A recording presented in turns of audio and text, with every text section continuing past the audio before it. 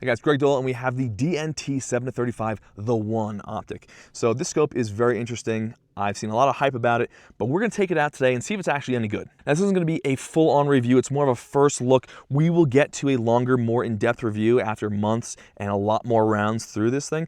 But today, I just wanna take it out to distance. We've already done some closer range stuff with it. Now I wanna take it out to distance, see how it's working, see how it's tracking with elevation, and if there's any issues when we take it out to, the distances that it should be used for. So before we get into the video, full disclosure, this optic was sent to me by DNT, and I had been looking at it. I was interested in it because I was looking at the 7-35 Archon optics, and I saw that the DNT, there was a guy doing a review, Dark Lord of Optics, he did a good review comparing the two, and he actually liked the DNT more.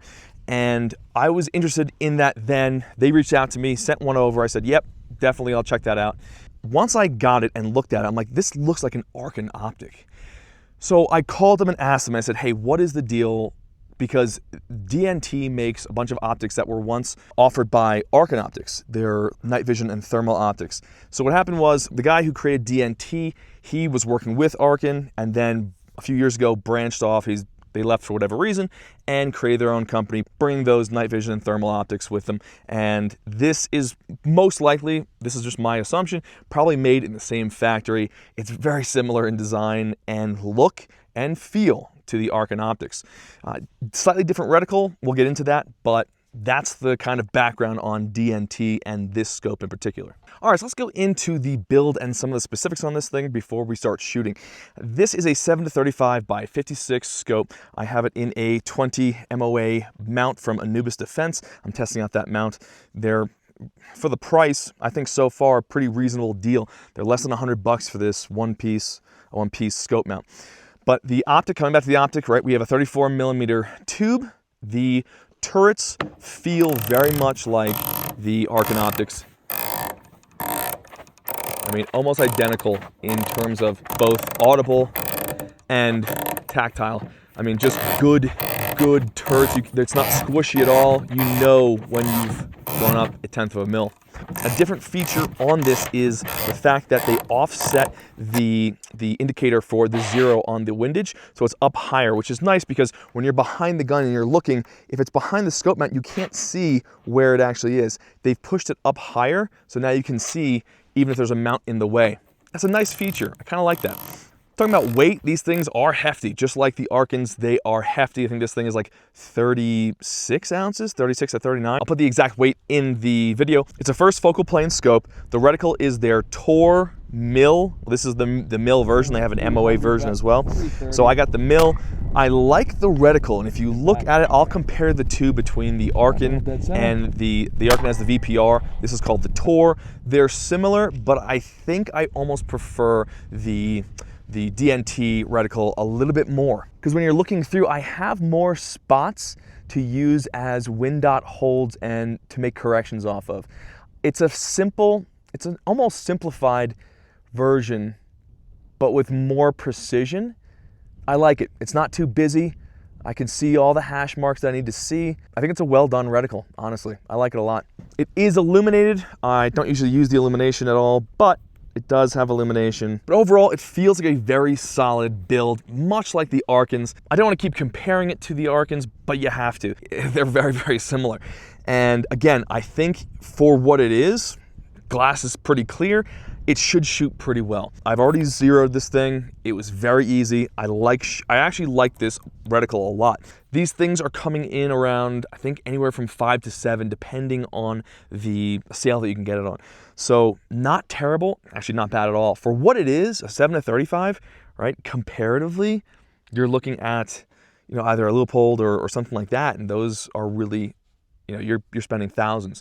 This, you're spending less than 1,000. And for the price, you're getting a lot of features in this package. Much like the Archons, you have a very good reticle. It's first focal plane, 7-35 magnification. The turret's extremely tactile, and if they're like the Archon turrets, they should track very, very well. And we're gonna test that out today. I'm not doing a tall test, but we're gonna shoot out to distance, just rotate and dial up and down on the elevation turret and see coming back Are we off at all? Are we still dialing to the same elevation? All right, that being said, we got targets at 300, 500, 800, and 1,000. We'll keep pushing. I want to push it past 1,000 and see what we got today with this bad boy. We're using the Tika, the 308 20-inch barrel, so no problems there. She's a little reliable, old reliable, as I call her. I don't call her that, I just made that up. But it's a good gun to test out any optic. All right, guys, so we are out here. We've got, not sponsored by American Marksman, but maybe one day. If you guys are watching, please, I need ammo, guys. These are the bullets. It's called Bullets First. It's their 308 175 grain Sierra Match Kings. I like them. It works. Somewhat consistent. Basically the M118LR. It's just the civilian version. All right, let's go through the target array. We'll start at 300, and then we'll go up to 800. Cool, there she is. And let's send one in the hole. Dead center, and I messed that target up already. Great.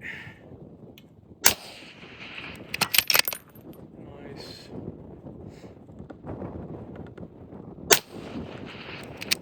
Alright, we got some little wind on that one. Alright, let's go to 5. Alright, we needed 3.4. Pretty sure. Let's go.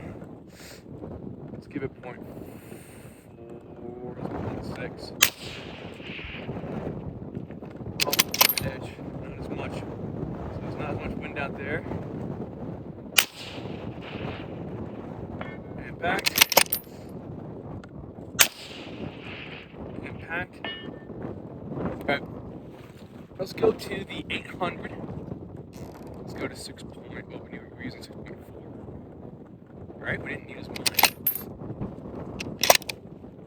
And we have a headwind, which makes things difficult.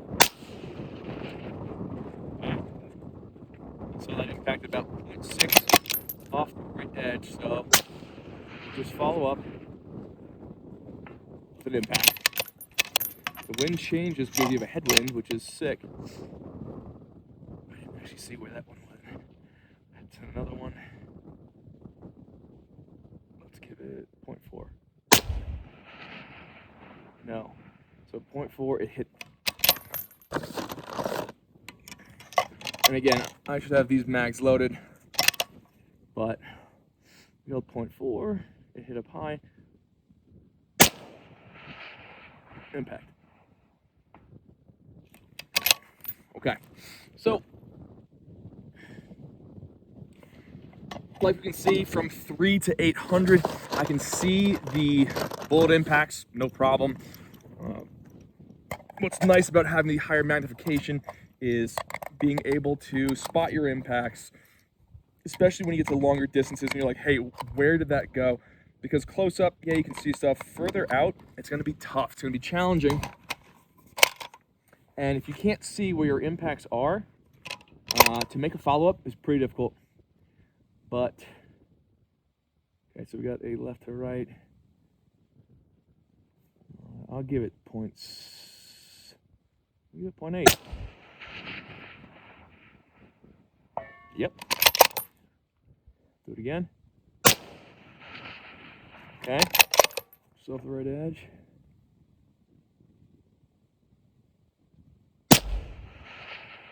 Impact. Okay, so the wind is going to change on you. You have to be able to see what's happening out there and be able to correct, right? Even though I'm doing fast follow-up shots, the wind can change in a matter of seconds, especially when you have a headwind. So it's important to have clear glass, right? To be able to see, okay, where that impact, left, right, high, low. This glass is pretty damn good and pretty clear. I like the, like I said, I like the reticle. There's a lot, it's minimalistic, right? But you still have, like, I'm holding right now this little wind dot. That is about, that's 0.5, half a mil, right? So anywhere I am, no matter where I'm holding or where I see an impact, say I'm using my reticle to hold, I'll be able to have a point of reference. There she is. Okay. So if we're holding at 3, here. Let's fire around. We'll see if we get the correct. Don't, because I'm too good now. The wind is just not doing anything over there. Okay, so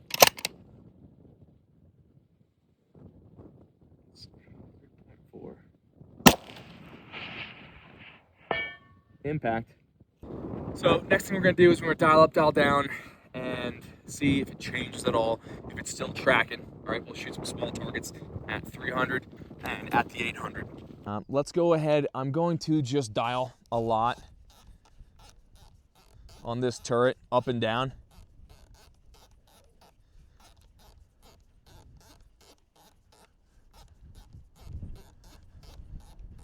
All right, let's go to 1.5. See if we can get shots on those small 300s. And they're right there. Okay.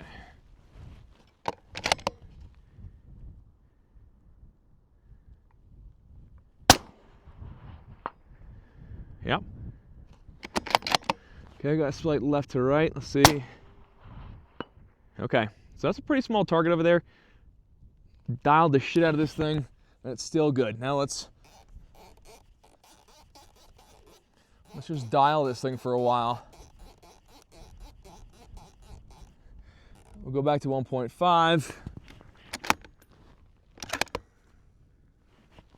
Let's hold right edge. Yeah. This thing's on, man. That's cool. Tracking is solid. Let's go to 6.2. Let's go for 8 hundo. Okay, so we saw that impact right there. So we're gonna hold here.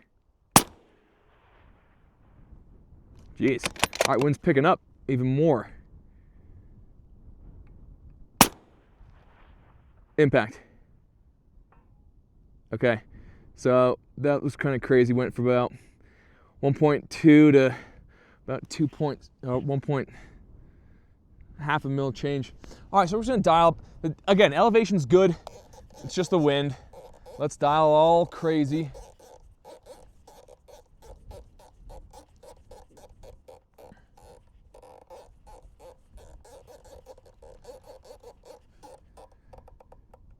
Okay, let's go back to 6.2, and let's give this target some love.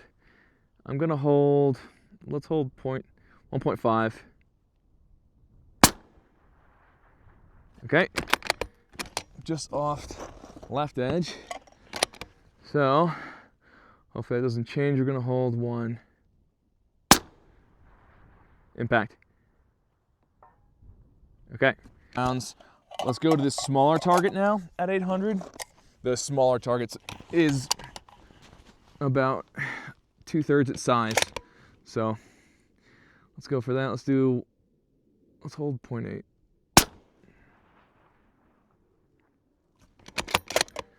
Okay.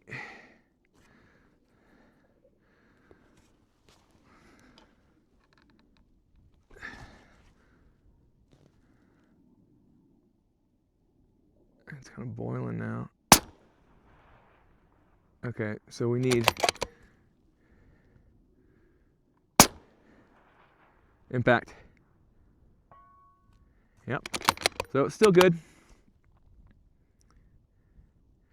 You see we're moving around a lot. I mean, it was going from about a 0.8, 1 mil over to almost 1.6, 1.8. Decent amount of movement with the wind changing on us. And it's just picking up in strength, getting a little bit weaker, dying off, but that's long range. It's good, right? Wind is the biggest element of long range shooting. Once you can get really good at that and calling that, you'll have more first round impacts. All right, what we're gonna do now is we've checked the reticle, we've dialed up and down, it works. The tracking is pretty spot on with this. there's not much else to say about that, right? It's working. Let's go to 1,000. Let's bring it to 1,000 because it's a 35x scope, right? We should be able to. I just want to see how it looks at 1,000. We are at 1,045 yards. We're gonna take some shots. So we need. Ballistics app is telling me 9.6, 9.7. We're gonna see. There she is. All right. What do we got? We got a left to right at 1,000. I'm gonna give it probably 1.2 to 1.5. Let's try 1.5 and give her that.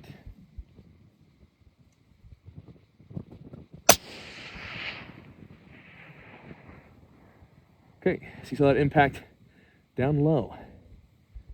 So we need to come up. We need to come up about.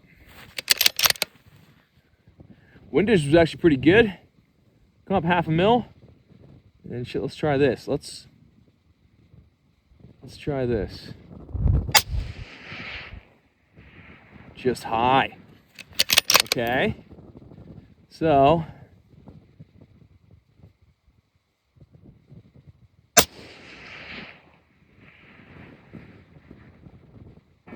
impact. And that's how you use your reticle. Yeah, I could have dialed down, but didn't want to. So we need to come down about, or up about 0.8. So we were already up. That's why. Okay. So let's 10.5. Let's see. So the wind call was spot on. That was good. Let's try it again. Okay, so from there, we're holding there. It's a bit high. It's about high about 0.4. And we need another, probably about 0.2. Let's try that.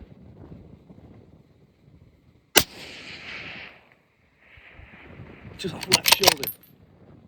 Okay, so do this. That should be an impact. And it is. Okay, let's try that again. Impact. Yep. One more. Impact.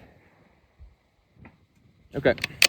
So three impacts at 1,050. Not bad. Elevation was just slightly off, but not too bad actually. Not too. Probably gotta come down 2. Yeah, we weren't too far from that 9.6. It was actually probably about 9.9, 9.8. I'm gonna try to get some shots at that smaller target. That'll actually tell us kind of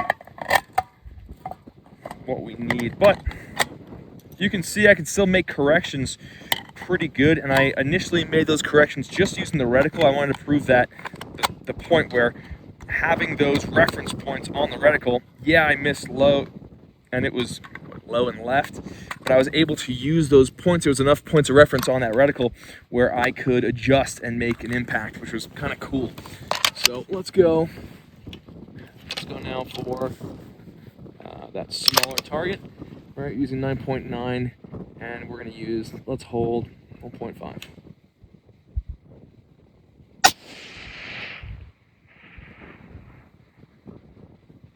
Just right, okay. Let's give it this.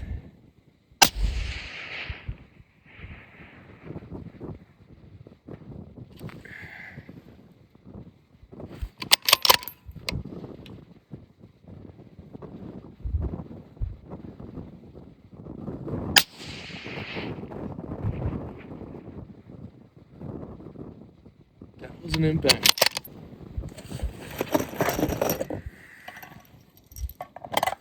So about 9.9.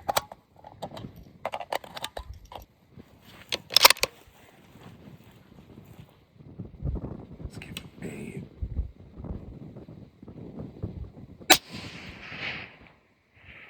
impact.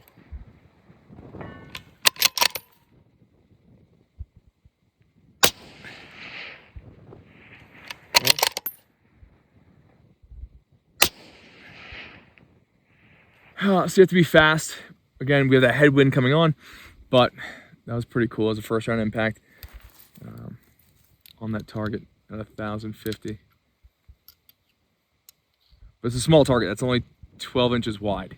So guys, quick wrap up of this review, of this scope, the 7-35. What I think it's a pretty solid scope for the price so far, right? The glass clarity is really good. I'm really liking the reticle. Very simple, but very easy to use. Like you saw, the wind was very challenging today, but was able to clearly see my impacts and make corrections off of those.